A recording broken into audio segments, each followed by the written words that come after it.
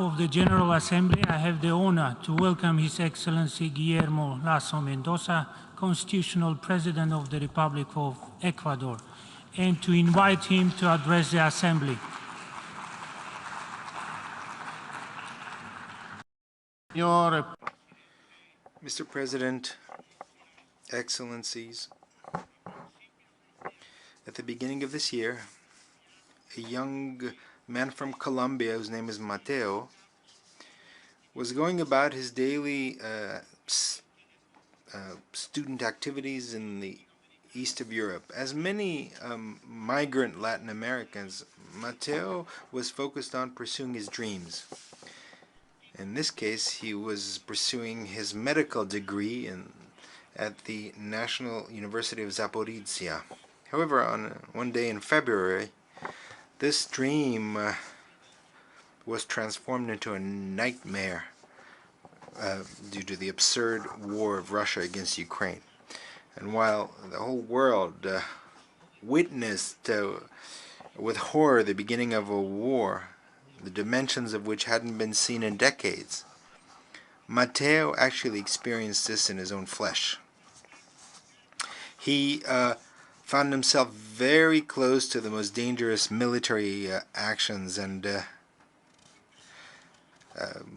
due to my respect for him and his traumatic experience, I prefer not to disclose these experiences. Now, using his own ingenuity as well as the solidarity of other people, Mateo made use of various means of transport, including on horseback, in order to go directly to the closest border.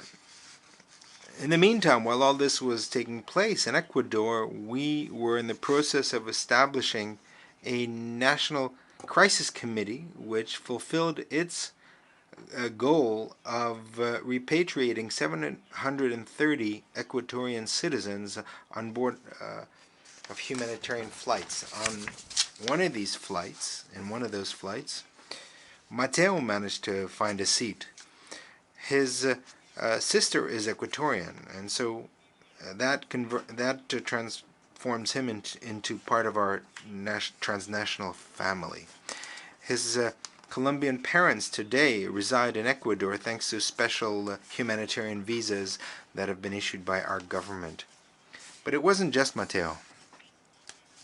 This same story was experienced by various Colombian, Peruvian, and other Latin American citizens, and even Ukrainians, who managed to escape the war thanks to this enormous diplomatic effort led by our country.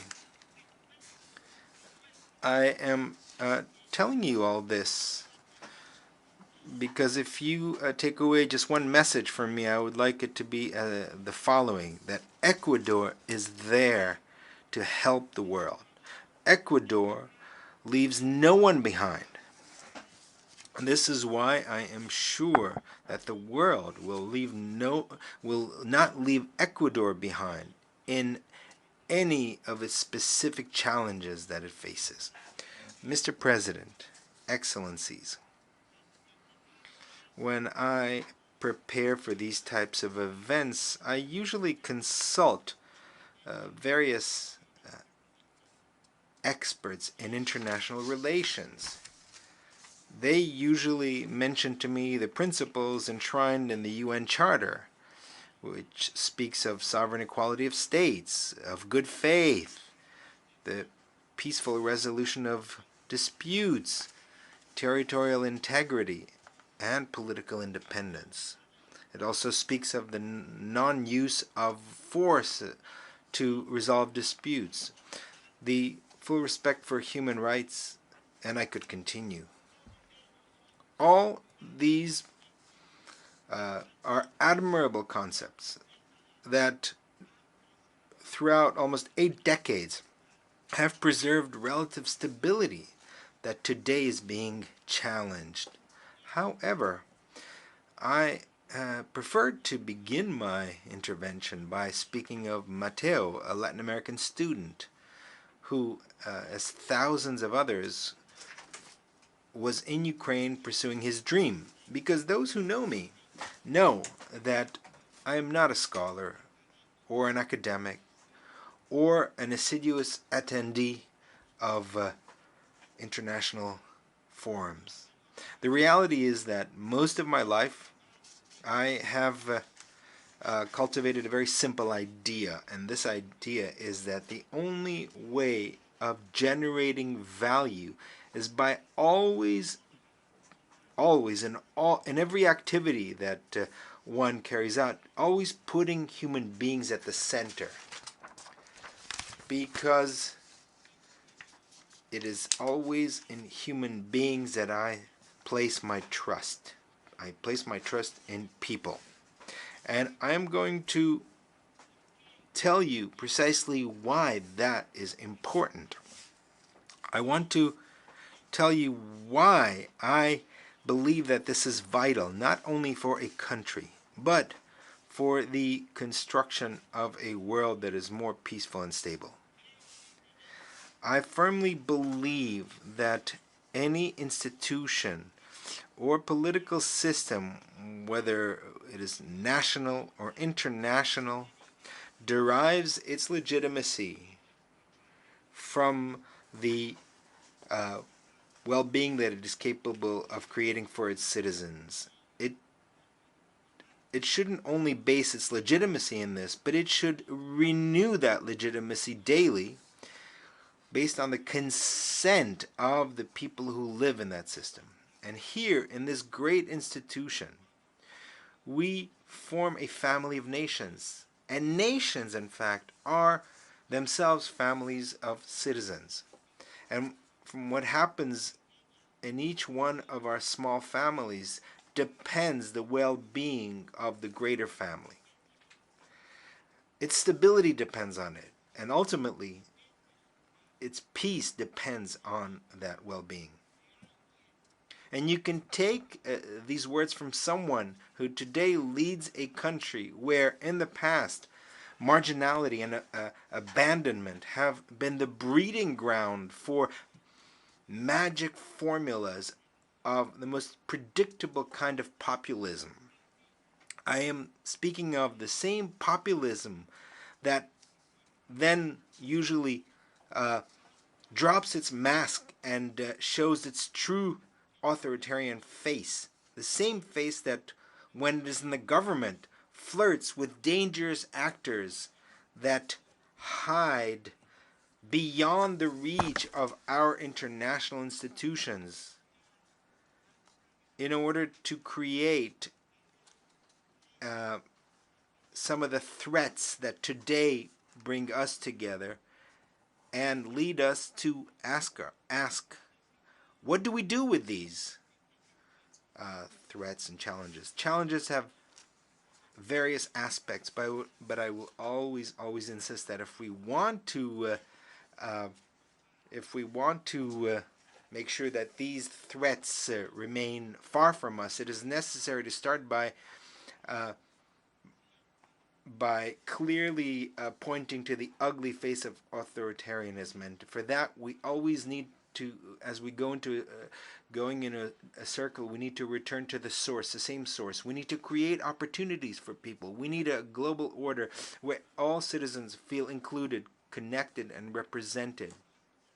An interdependent order where opportunities flow freely from one corner of our planet to the other. We need a balance in which every day is increasingly more difficult for aspiring dictators to blame their failures on supposed asymmetries of the global order. We need to open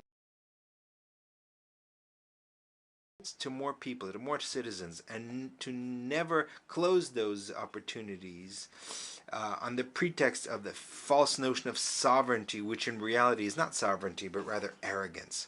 We need to understand that international security is not simply a right that one can demand, but rather it is a duty that all of us share. In fact, Mr. President, Your Excellencies, my government has found itself in the strange position of having to inaugurate or launch a fight against a threat that in the past was not confronted head on, but rather it was concealed. I am speaking of obscure actors who, instead of being fought, were silently accommodated in the hope that no one would notice them. Today, Ecuador is in the midst of a frontal war, an unprecedented war against the traffic of drugs. As mentioned in the last global report on drugs in 2022, Ecuador is the third country in the world with the most cocaine seized. And today, we are stepping up our activities more than ever to maximize the seizures of drugs and to dismantle transnational organizations that transport these drugs. We know that we're not the only ones who are fighting this monster. And by the way, this monster doesn't have only one face, but various faces, such as trafficking of persons, laundering of assets, illegal trafficking of weapons, and even illegal mining. It is calculated that transnational crime moves an amount of money that oscillates between 1.6 and 2.2 trillion dollars. Those are figures that exceed by several factors of 10 the entire economy of a country like Ecuador. However, it would be a mistake to quantify the consequences of transnational crime only in economic terms. We need to also think of, especially in the irreparable losses in terms of the lives lost and dreams destroyed, in the horrifying cries of families, but also in the silence that it imposes in certain communities. Today, just a few days ago, in the center of the city of Guayaquil, where I was born, a prosecutor was cowardly assassinated by hitmen from organized crime. This was an official who was leading various investigations, including certain cases that involve transnational mafias. This murder not only means that Ecuador loses a very important law enforcement official, or that his children will grow up without a father.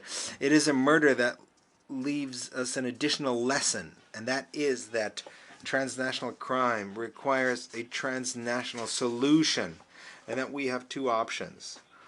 Or we're going to suffer separately from an enemy that acts in a coordinated fashion in various countries in order to ignore our laws, or we can unite our efforts to vanquish that enemy. The events clearly demonstrate that we need more cooperation, and I will never tire of insisting on this.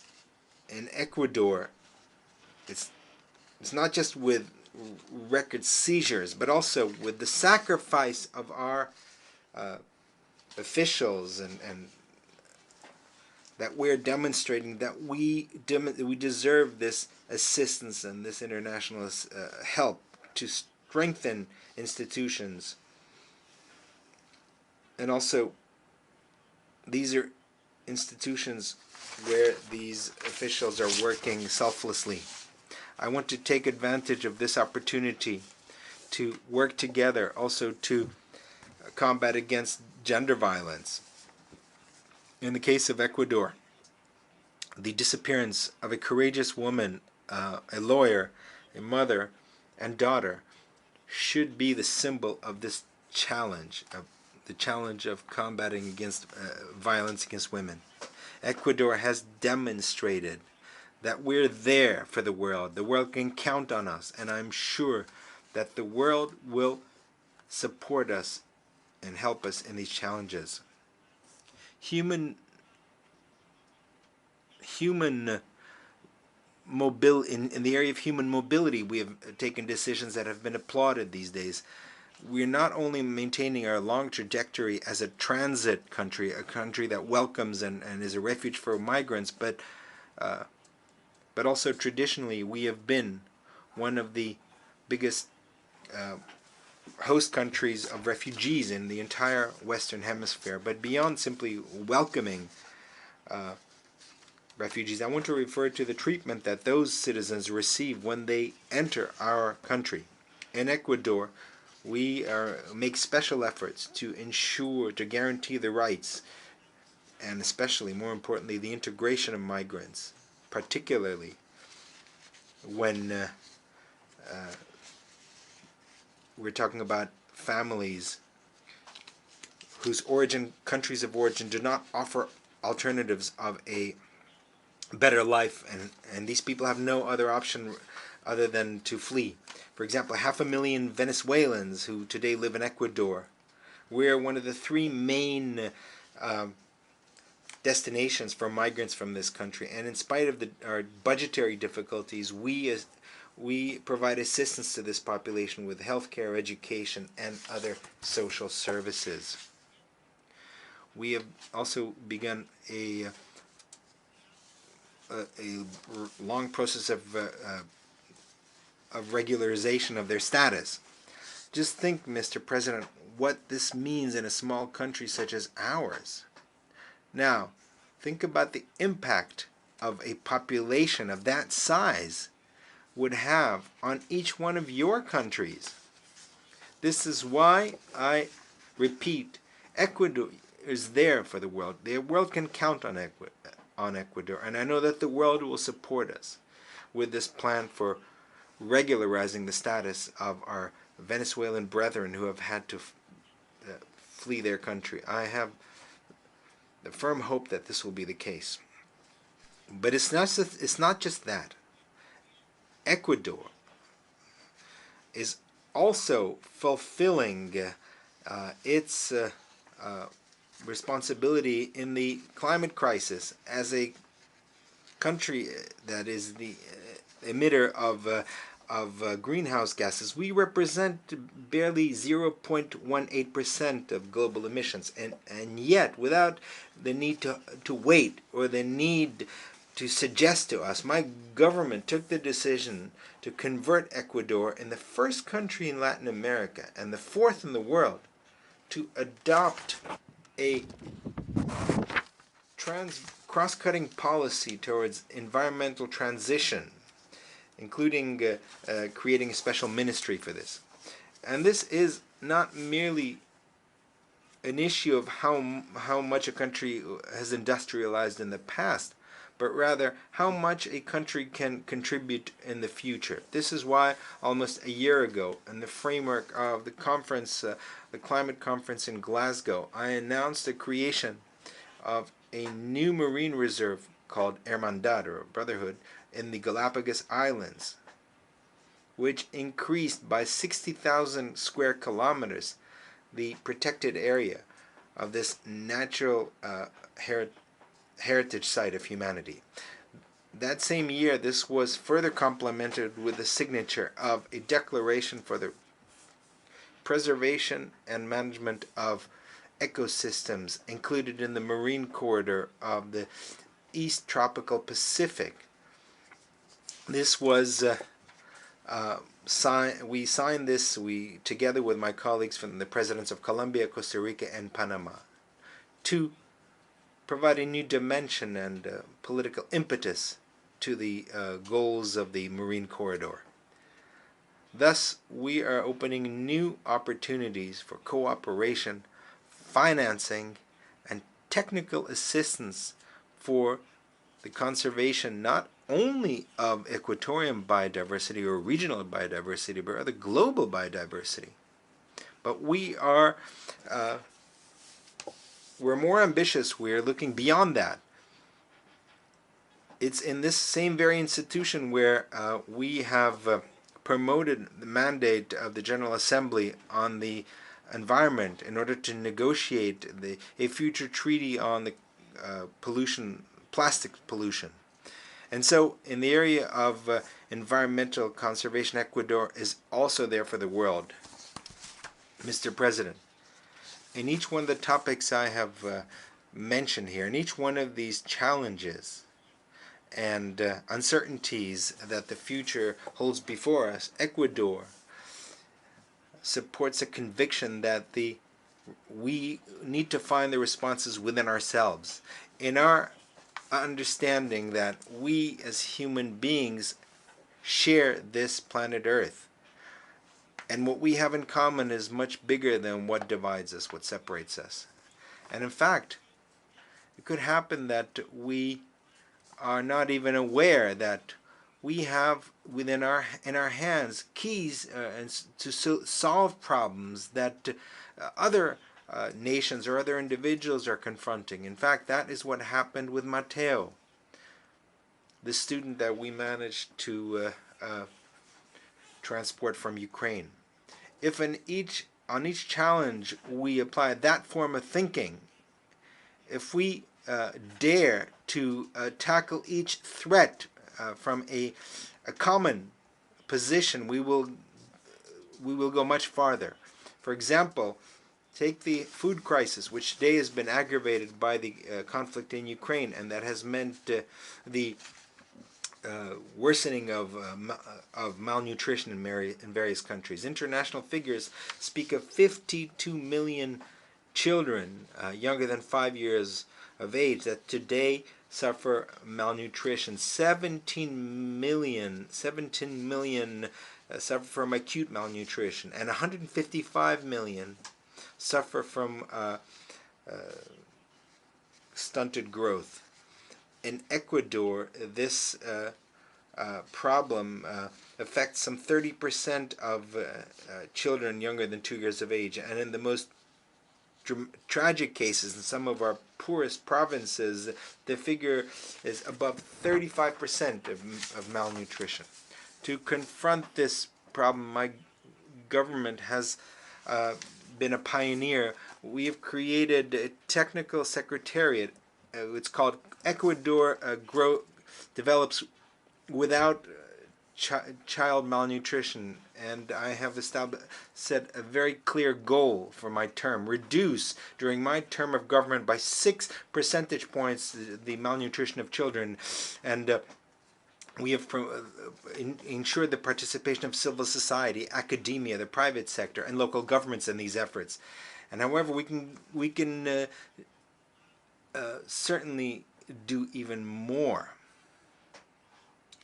We can dare to think as a global community.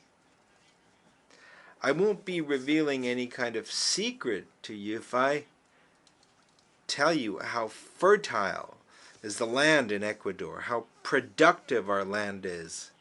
If that land is worked with optimism and dedication. We are the country where cocoa is grown, banana, where we produce shrimp, but also avocado and a lot of other agricultural goods. It makes no sense that our children, or children from anywhere in the world, suffer hunger. In this situation or any other situation, and especially given that the land is there to be harvested, not only for food, but also for opportunities. This new Ecuador today